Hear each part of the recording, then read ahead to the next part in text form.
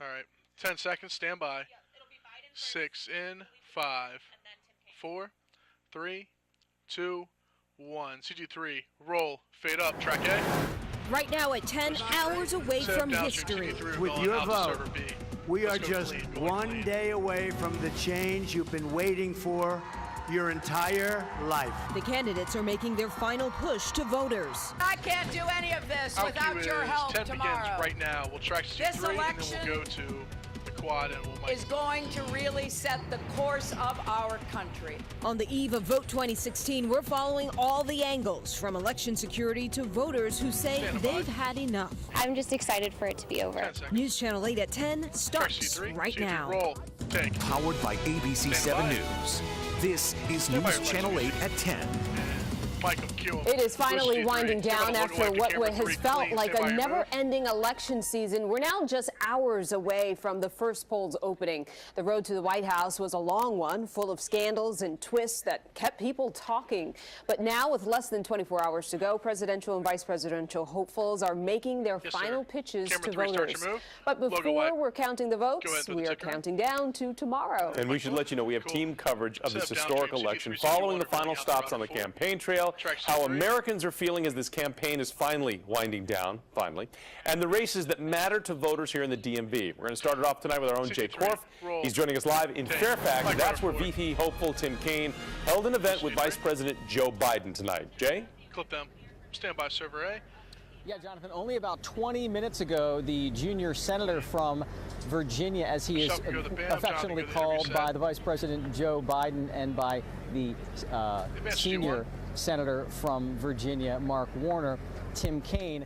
That speech wrapped up, maybe about 20 or 30 minutes ago, and they whisked him away. His last event is going to be in Richmond tonight. So this was the second to last campaign event. And as you said, he appeared with only several hours to go before polls opening. He appeared alongside his wife, alongside Vice President Joe Biden and Jill Biden for this speech. And you know, they talked about a lot of things, but I would say there were some themes. One, continuing the legacy of President Obama. That was talked about a lot. Also, making sure that you vote. He's been doing this Get Out the Vote campaign, where he's gone to many, many rallies over the last weeks, reminding people that not only do they need to vote, but their friends need to vote. And finally, they stressed the deep and abiding political and personal differences between Senator Clinton and Mr. Trump. This election is about our national character, the example we set for our children and the world.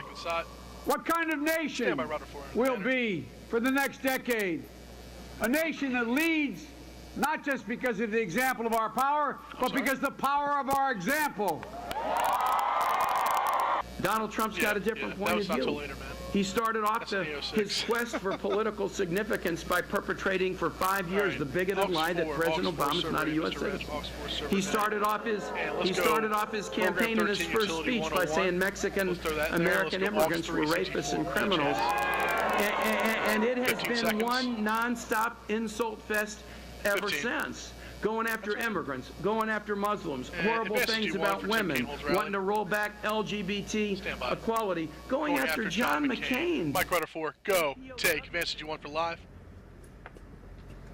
So Hillary Clinton's running mate, Tim Kaine, his final appearance of this arduous election cycle is tonight in Richmond. We're told at about 10:30, 10:45. He actually concluded the speech by saying, quote, "Are you ready to make history, Virginia?"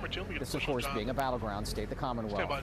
Reporting live in Fairfax, Jay Korf, News Channel 8 at 10. Now, take a look at this. About 20,000 people filled Independence Mall in Philadelphia tonight. Just minutes ago, Hillary Clinton wrapped up her final appearance in Pennsylvania. She was joined by President Obama, the First Lady, and the boss himself, Bruce Springsteen. We choose to believe in a hopeful, inclusive, big-hearted America. An America where everyone has a place, everyone's included, everyone has a chance to live up to their own God-given potential. Mike Cure. And the candidates campaigning down to the wire. Clinton is set to hold a midnight rally in Raleigh, North Carolina. President Obama held similar get-out-the-vote events on the eve of both of his victories. And on the other side, Donald Trump held 5 events in his final day of campaigning. Starting the day in Florida, Trump was joined for his last 2 events by running mate Indiana Governor Mike Pence. Track B, take. Tomorrow's the day. Advantage Gotta get out. We gotta get out. Advantage G1. Mr. Red, let's go aux 4, router 5, sir. Aux 4, router 5. Stand by, Jonathan. New Hampshire has never disappointed me. Mike him, cue him. Now, Trump has made 10 campaign stops in the past 2 days in an effort to reach the 270 electoral votes he needs to win tomorrow night. Mike, advance cue. Trump's daughters made a last-minute push for their dad to Virginia voters today. Ivanka and Tiffany Trump attended a town hall-style event in Manassas. Both thanked Trump supporters, saying they're confident their father will win tomorrow. Virginia is a swing state, but polls show it leaning Democrat. Mike John, cue. And if you look at the polls, at least a half-dozen national polls came out today. Most do show Hillary Clinton leading Donald Trump. Clinton's widest lead is 6 points in the final Monmouth NBC News poll of the campaign. Clinton now has a 4-point lead in the polls from ABC News and CBS and Fox News. Her smallest lead is 3 points in the final Bloomberg poll before the election, and that's within the margin. Stand by, camera 1. Democrat, Republican, or somewhere in between, there seems to be one thing voters agree on this election season. They're ready for it to be over. Election fatigue seems to be at an all-time high in our area. So are they turned off by the whole process, or are they ready to cast their ballot? Tim Barber is live outside the White House with the latest for us. Tim? Take. Clip Michelle. A lot of people came here to the White House tonight right before the country elects the next person who is going to take it over. But a lot of people didn't want to talk about the election. Understandably, people on both sides of the aisle just want this thing to be over with. In roughly 24 hours, we expect to know if our next president is Donald Trump On November 8th, we are going to do something so special. Or Hillary Clinton. It is a choice between division or unity. Tonight we talked to pro-Hillary and pro-Trump supporters outside the White House. They agree at least on one thing. I'm glad it's finally over with. Finally see who wins the race. I'm actually pretty excited for it to be over because I'm tired of the mudslinging. The mud has been slinging from both sides for nearly a year and a half. This Canadian has been watching it all from up north. Curious times, let me put it that way. No bent either way necessarily. No matter who snags the 270 electoral votes first, the choice in this election could not be clearer. You got to get out of there. That's usually what it is. Let's swamp them. I don't know why it's going all haywire. Some voters on both sides still hope we can, well, all just get along. It's another day, you know, to be over. In God's hands, and I mean, that's all we really can do. Router 5 with? I'm just excited for it to be over. Router 5, go, dissolve, advance G1. We will have a crew here at the White House tomorrow to gather reaction throughout election night. Reporting live from the White House, Tim Barber, News Channel 8 at 10. It will be an interesting, exciting, and probably a long night tomorrow. In fact, we're sending our team all over the region, even to New York City, to follow the presidential candidates. We're going to bring you full-day coverage all day long. Join us for all the results, speeches, analysis, the races that matter to you. Non-stop coverage does begin at 7 o'clock in the evening right here on News Channel 8. Well, you can't use the weather as an excuse to not go and vote. You're going to have it pretty easy these next couple of days. I know, and you know, the weather's going to cooperate, but polls open at 6 a.m. in Virginia, and a lot of folks who want to avoid the lines, I'm sure there'll be lines at 6 a.m. It's going to be a really cold start to your morning. Make sure you bundle up. Frost advisory for the D.C. Metro. It includes the District, Arlington, Alexandria, all of Fairfax, and southern Montgomery. That's the lighter shade of blue. And then the purple area, Prince William, Stafford, and Spotsylvania, under a freeze warning for the early morning hours of Tuesday. Hour by hour as you move through the overnight, around 35 degrees, waking up at 5 a.m. to head out to the voting areas or to the Metro or take your dog out for a walk. Good news, under clear skies, a lot of sunshine. That's going to warm us up rather quickly. We'll see highs will be in the upper 60s. Some may even see close to 70 degrees. We have a cool down to tracking rain for the day on Wednesday. I'll give you the exact timing coming up in a few minutes. Jonathan? Look forward to it, Steve. Thanks. This is just into our newsroom right now. University of Virginia administrator will get $3 million from Rolling Stone magazine. A jury announcing their decision in the defamation case just hours ago. Last week, that jury ruled that Nicole Aramo was defamed by that now disproven article about a gang rape that took place on campus. Aramo claimed that the article portrayed her as a villain, not sympathetic to victims of sex assault. That is happening. She had sued the magazine for $7.5 million. But again, today, that jury came back with an award of $3 million.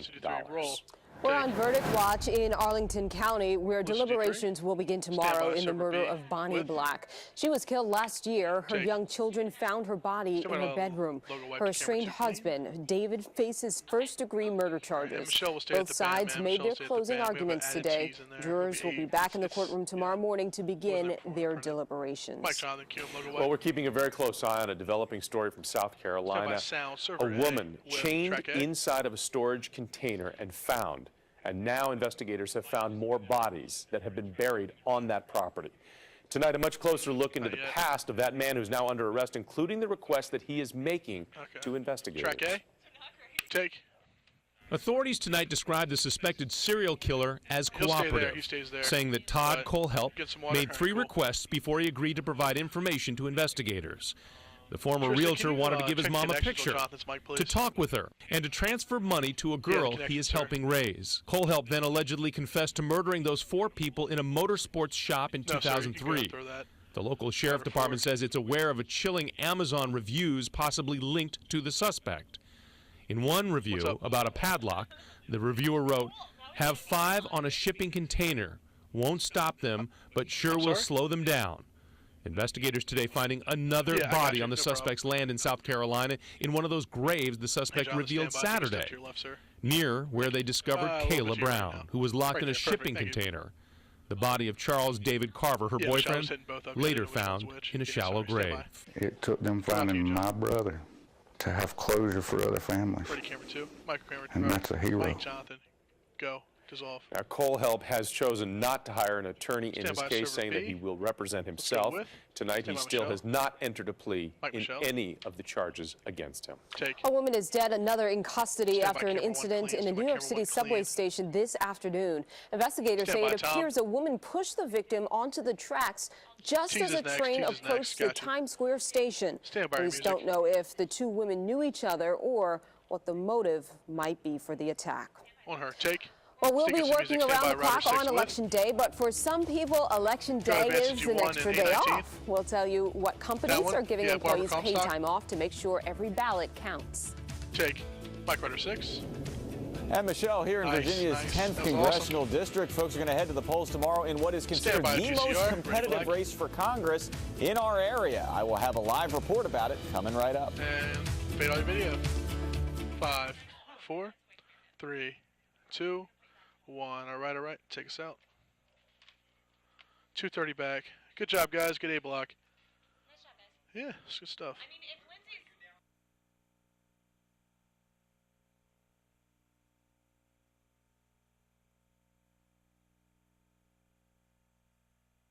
All right. We might have to float Lindsay, but hey, Jonathan. All right, you'll be at the BAM, sir. You'll be at the BAM. I don't know if Tristan back out there.